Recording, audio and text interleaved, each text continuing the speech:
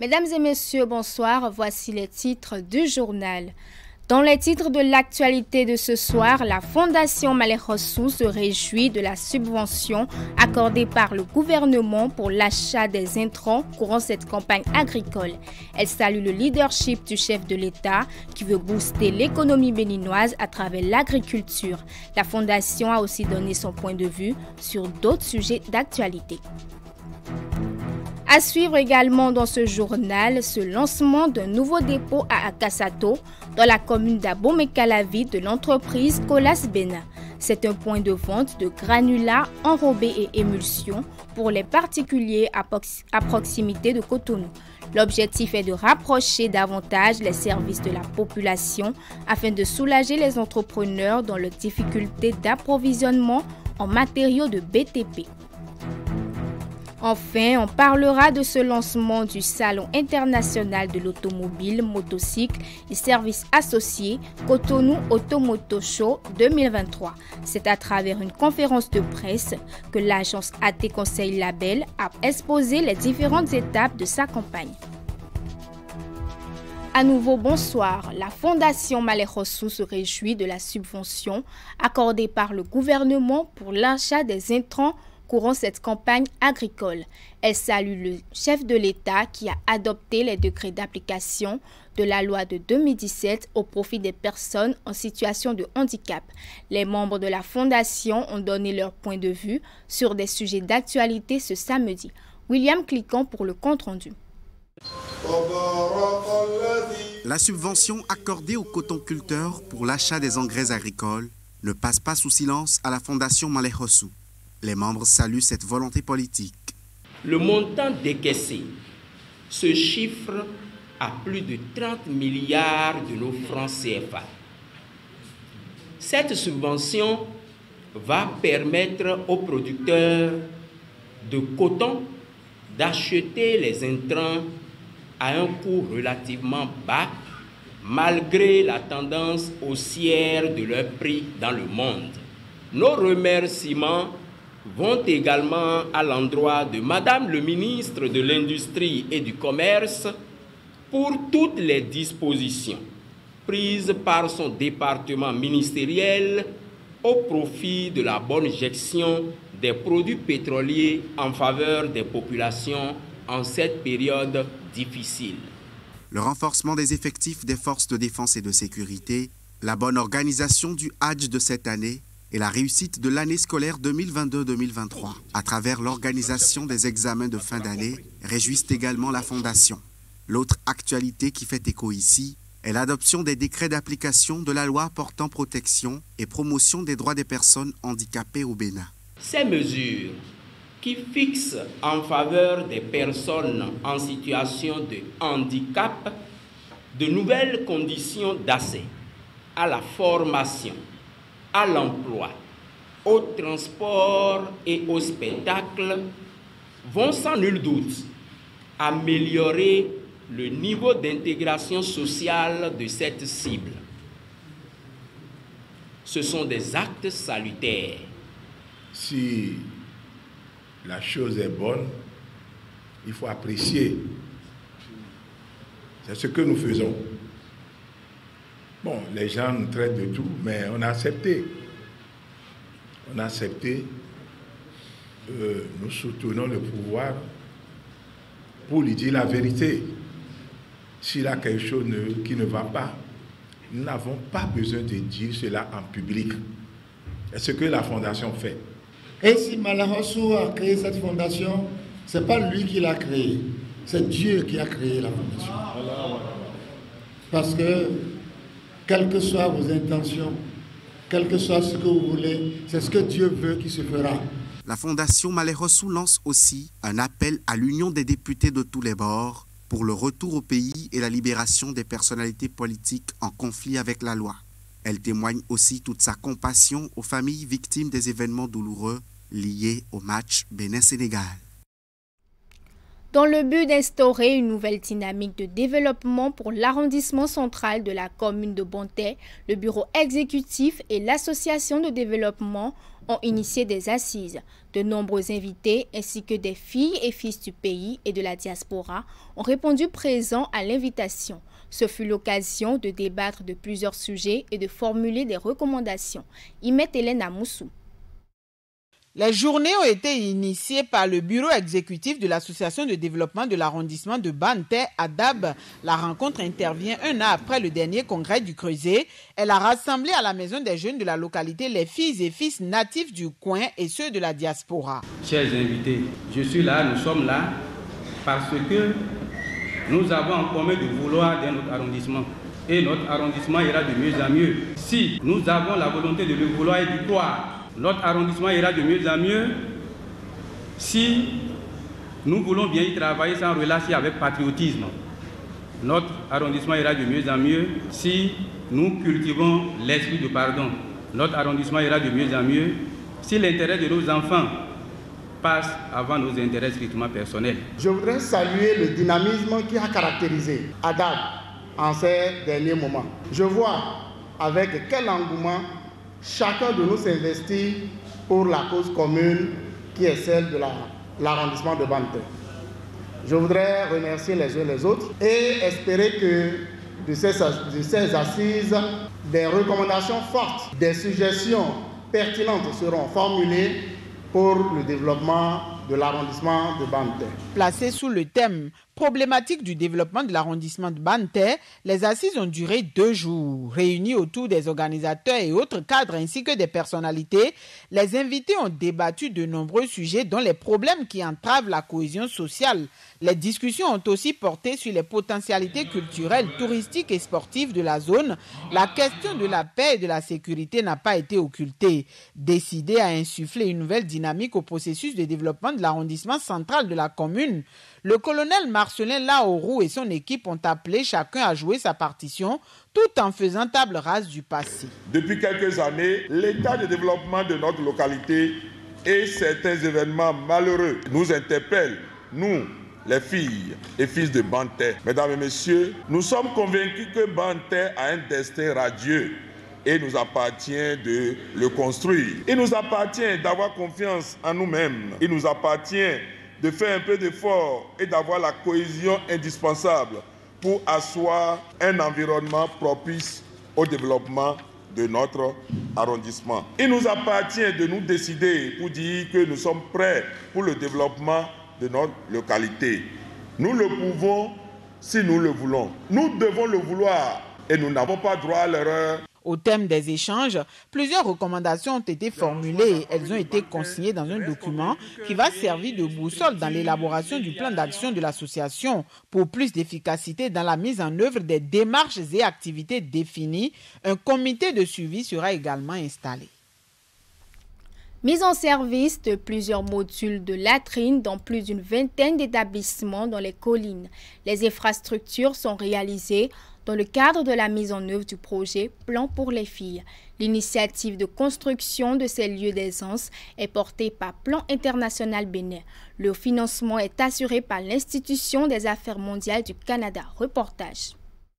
Des modules de latrines construites selon les normes nationales en matière d'infrastructures sanitaires scolaires et d'accessibilité aux personnes à mobilité réduite. Ces lieux d'aisance ont été réalisés par Plan International Bénin sur financement de Affaires mondiales Canada dans 23 établissements dont 18 secondaires et 5 primaires. Ces écoles et collèges sont répartis dans les 4 communes impactées par le projet Plan pour les filles dans les collines. En dotant les écoles et collèges de latrines VIP, Plan pour les filles vient de trouver une solution au maintien en milieu scolaire des filles qui autrefois s'absentaient dès qu'elles traversent la période menstruelle. Mieux, ces latrines, de par leur spécificité, favorisent le respect de l'intimité des filles et des garçons. Chers élèves bénéficiaires, il est de votre devoir de vous approprier ces lieux, de pouvoir les entretenir et d'en faire un bon usage La mise en service de ces modules de latrines va permettre de soulager les apprenants qui ne disposent pas de toilettes adéquates au sein de leurs établissements. La situation est davantage plus compliquée pour les filles qui, outre ces difficultés, ont du mal à trouver un lieu sûr et approprié pour gérer les menstrues durant les heures des classes. L'absence de toilettes séparées pour les filles et les garçons est l'un des principaux obstacles à l'éducation des filles. Face à la crainte de mal gérer les menstrues pendant qu'elles sont à l'école, il arrive souvent que les filles manquent les cours durant des jours et ce chaque mois. Au pire des cas, elles abandonnent l'école. Les latrines mises en service répondent à ce besoin puisqu'elles sont destinées aux filles et elles sont dotées d'un coin d'hygiène menstruelle alimenté en eau et qui leur permettra d'avoir un cadre adéquat pour gérer ces moments particuliers.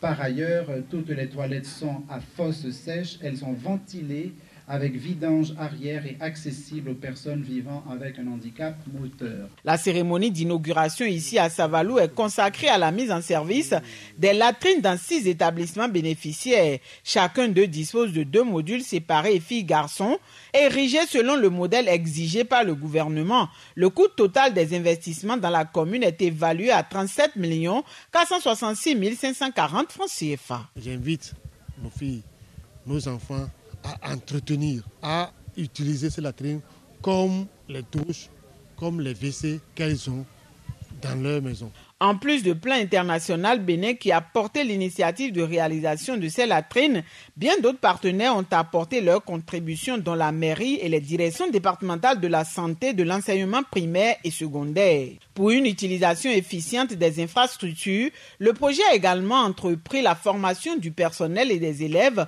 sur l'entretien des joyaux et la gestion de l'hygiène menstruelle. Je le disais en titre, l'entreprise Colas Bénin a procédé vendredi au lancement d'un nouveau dépôt à Akassato, dans la commune d'Abomey-Calavi.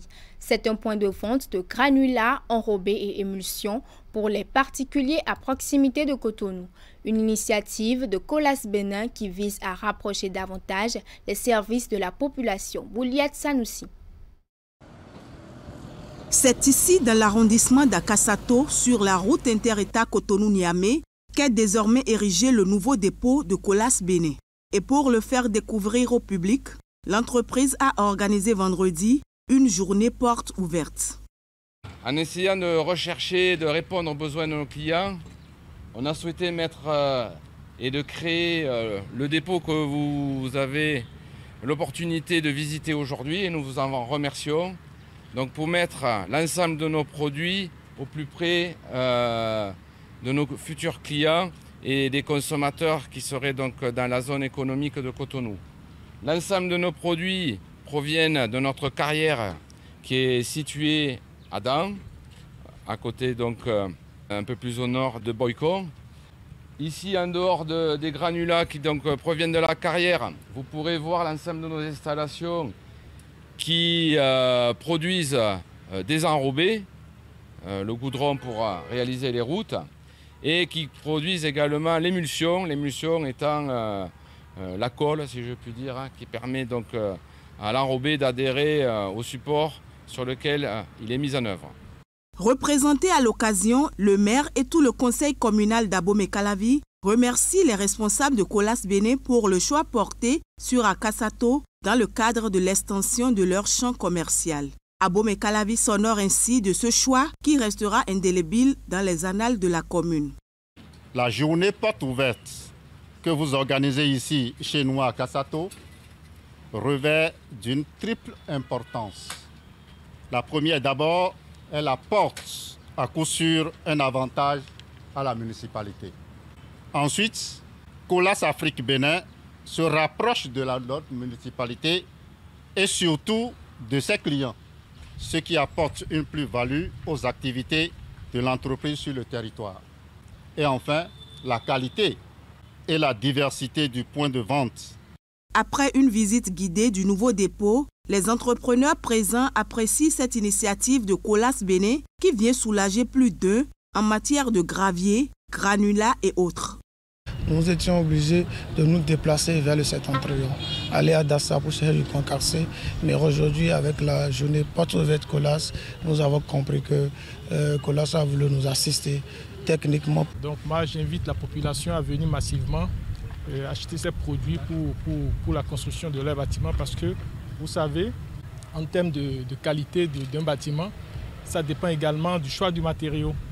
Mieux vous choisissez de bons matériaux, mieux votre bâtiment est bien construit et durable. Nous avons une soif d'avancer, une soif de rester au Bénin parce que j'entends des choses se dire partout que Colas va partir, que Colas va quitter le Bénin. C'est une preuve au jour d'aujourd'hui que Colas ne veut pas partir du Bénin, mais au contraire veut répondre au mieux aux besoins qu'éprouve le Bénin dans ces périodes de grande construction d'infrastructures. La société Colas existe depuis une centaine d'années. Elle a toujours été portée par l'innovation et l'adaptation afin de répondre à l'ensemble de ses clients et des marchés. Aujourd'hui, elle essaie de contribuer partout dans le monde à une meilleure mobilité des populations et notamment au Bénin où elle est présente depuis plus de 60 ans. Témoignages et reconnaissance des enfants de l'église adventiste du 7e jour, district du Zou, au ministre de la Défense. Alain Fortuné Noati a été honoré pour ses qualités professionnelles et son rôle de père. La cérémonie de remise s'est déroulée à son domicile à Abomey. Reportage.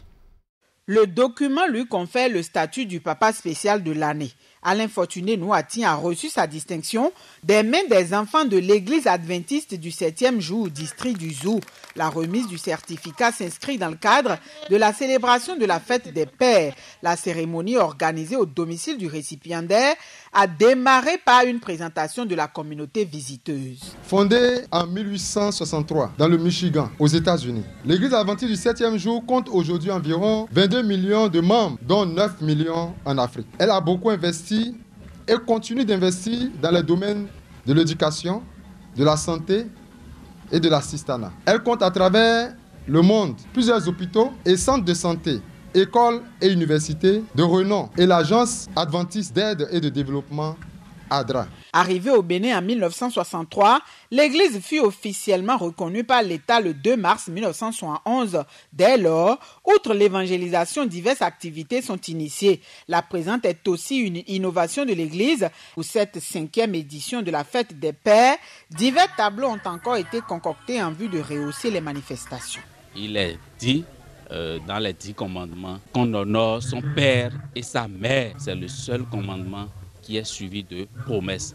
Donc, si l'Église choisit d'organiser et de célébrer cette fête et d'honorer un père, c'est pour suivre la parole de Dieu et c'est pour évangéliser aussi. Au-delà de ses qualités professionnelles et d'homme politique, bien d'autres aptitudes de l'élu sont reconnues et vantées ici, tant par les enfants visiteurs que les siens.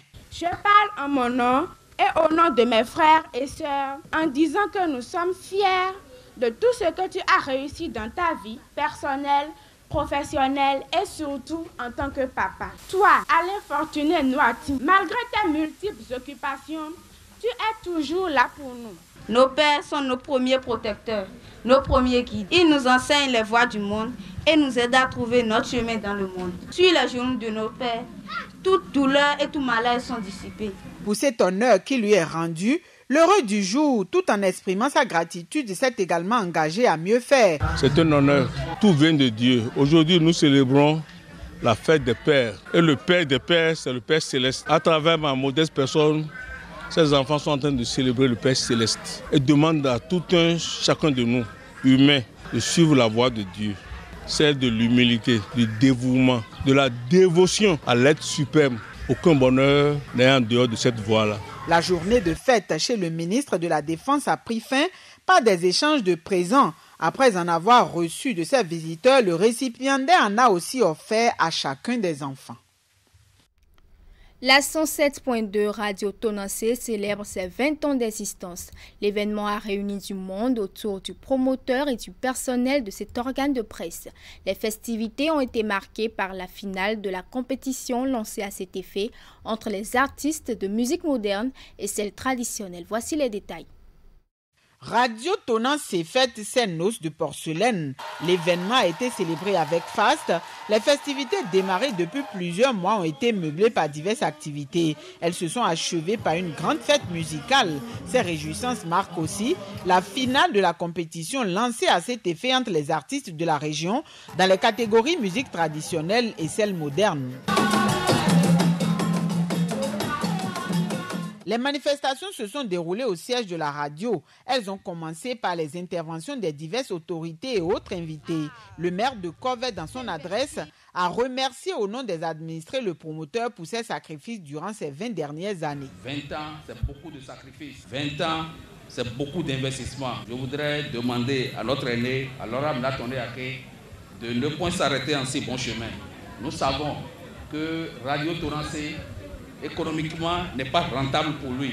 Mais la rentabilité, c'est la visibilité que vous donnez à Corvette. Cette rentabilité, c'est la visibilité que vous donnez à Goni. C'est la visibilité que vous donnez à tout le département du Zour.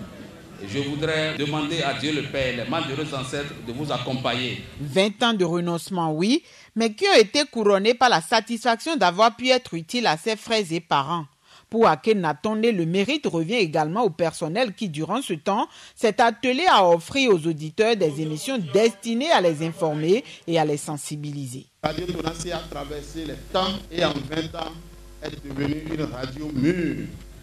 Une radio écoutée au-delà de nos frontières à travers son application Tonanse qui se trouve sur Internet. Nous lançons un appel à la haute autorité de l'audiovisuel et de la communication d'attribuer une fréquence de télévision à cette région pour que nous puissions postuler et doter notre localité d'une chaîne de télévision digne du nom.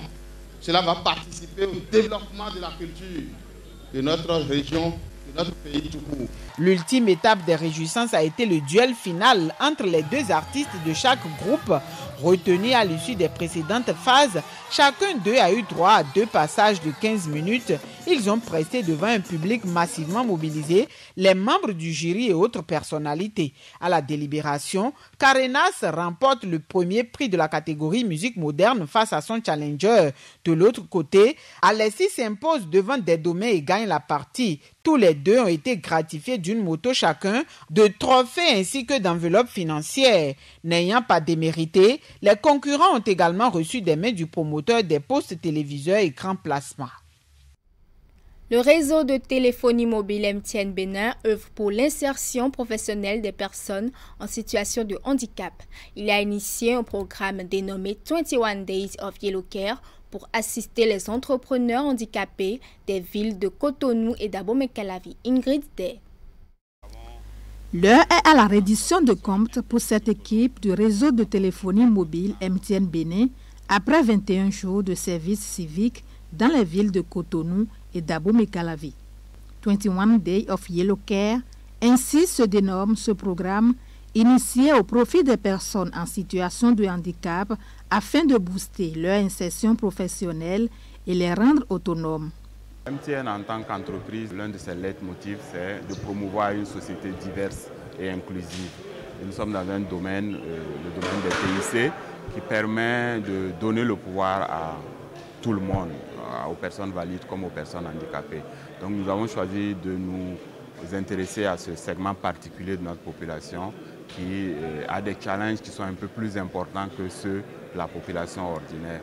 Je pense que MTN a déjà fait sa part. Maintenant, il nous revient, nous, bénéficiaires, pas bénéficiaires, nous qui sommes ici, que désormais nous pouvons, et que nous pouvons compter sur quelqu'un. Et c'est qui? MTN. Super. Merci beaucoup. Vraiment, merci MTN. Ces 21 jours de service civique sont faits de formations pratiques dans plusieurs secteurs d'activité. Autre activité ayant marqué ce programme, c'est la rénovation des ateliers et boutiques de certaines personnes en situation de handicap. Ceci pour leur permettre d'exercer leurs activités génératrices de revenus dans les meilleures conditions. Au total, 240 personnes sont impactées par ce projet. Ces exploits réalisés par MTN Bénin ont été possibles grâce au soutien des partenaires tels que Handicap International et la Fédération des associations des personnes handicapées du Bénin. Nous demandons que de l'équité. Nous ne demandons pas de la charité. Et durant ces 21 jours, l'équipe a vu de quoi les personnes handicapées sont aussi capables. Donnez-nous seulement la chance et nous allons évoluer avec vous. MTN a déjà compris le signal. Les personnes handicapées, ce qu'ils réalisent, on ne peut pas juger leur travail comme bon, mais bien meilleur, parce qu'ils nous produisent des innovations. Et pour cela, Handicap témoigne encore son soutien au ministère, à la Fédération nationale des personnes handicapées, mais également à MTN pour soutenir toute initiative qui concourt dans ce sens. Le dernier volet du programme 21 Days of Yellow Care est consacré à la remise de dons aux personnes handicapées. Ainsi, les organisateurs ont offert des machines à coudre et autres matériels de travail à certains bénéficiaires cibles du projet. L'agence AT Conseil Label a procédé hier au lancement du Salon international de l'automobile, motocycle et services associés Cotonou Automoto Show 2023. C'est à travers une conférence de presse que l'agence a exposé les différentes étapes de déroulement du salon. Le point avec Estelle Kakwa. Optimiser la mobilité humaine au Bénin face aux enjeux climatiques. C'est le thème de cette première édition du Salon international de l'automobile, motocycle et services associés de Cotonou. Plusieurs objectifs sont visés par ce salon. Cotonou Automoto Show se propose de mettre en présence, à travers une exposition et des conférences et ateliers, dans une ambiance de kermesse, les offres et la demande en produits et services de mobilité disponibles sur la place. Cette séance permet aussi à ceux qui sont intéressés au salon de pouvoir être informés. Expositions, conférences, ateliers, panels, ainsi que des séances de présentation et d'explication. Autant d'activités qui vont meubler ce salon ouvert à divers profils du secteur de l'auto et de la moto. Le Zoom ou les séances de Zoom que nous avons programmées c'est ouvert à tout type, à toutes les entreprises, à tous les véhicules, à toutes les marques et à tous les modèles. Ce que nous aurions aimé, c'est de ne pas faire découvrir quelque chose qui est déjà connu. Donc, le critère, c'est que ça présente une nouveauté pour le public béninois.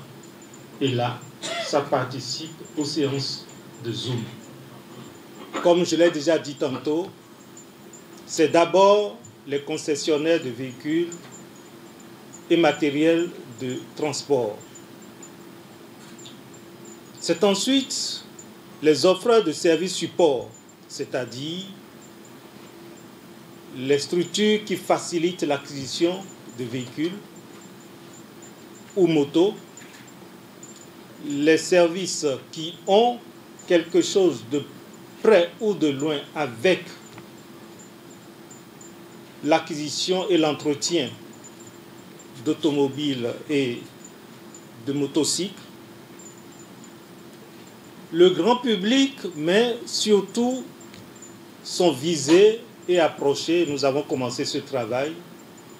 Les personnes qui ont intérêt à acheter des véhicules, qui ont intérêt à un bon entretien de leurs véhicules. Le salon qui est à sa première édition va se dérouler du 12 au 15 octobre 2023 au Palais des Congrès de Cotonou.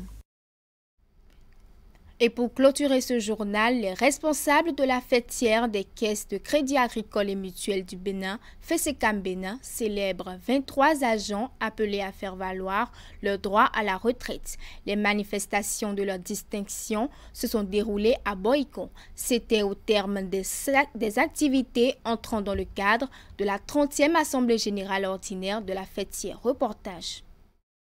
C'est un hommage spécial qui leur est rendu ici par les responsables de la structure. Après des décennies d'engagement et de travail, ces agents sont appelés à faire valoir leur droit à la retraite.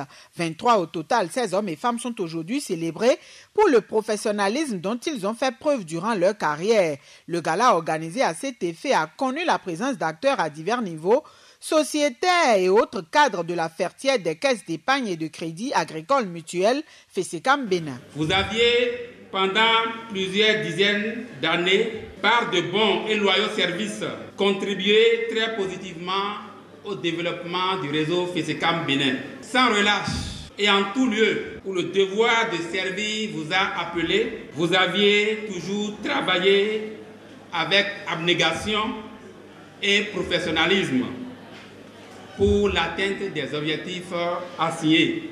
Tout le personnel du réseau FESECAM Bénin voudrait par ma voix vous remercier chaleureusement et vous souhaiter une excellente et paisible retraite. Désormais décomptés du personnel, ces employés ont eu à démontrer leur savoir-faire dans plusieurs services de la Fertière. Ils peuvent toujours apporter leur contribution au rayonnement de la FESECAM Bénin en tant que personnes ressources. Ce geste d'attention des responsables à leur égard les enchante.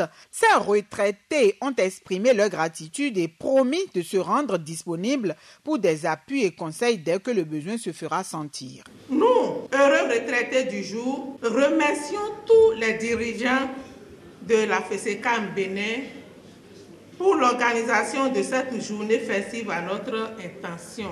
De façon unanime, nous demandons pardon à toutes les personnes du réseau, élus techniciens, sociétaires ou prestataires, que nos mauvaises humeurs et comportements, dans le souci du respect des textes du réseau, auraient blessés. De même, nous pardonnons du fond de notre cœur tous ceux qui, de façon volontaire ou involontaire, nous ont blessés dans l'exercice de nos fonctions. Nous exhortons les acteurs, toutes catégories confondues, à qui nous laissons ce précieux réseau, à plus de vigilance, d'altruisme, d'honnêteté et de détermination pour sa pérennisation.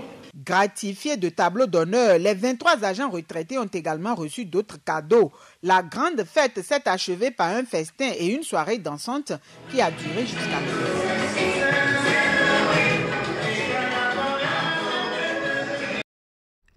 Mesdames et messieurs, c'est la fin de ce journal. Merci de nous avoir suivis. Restez câblés sur les programmes de Canal 3 Bénin. Au revoir.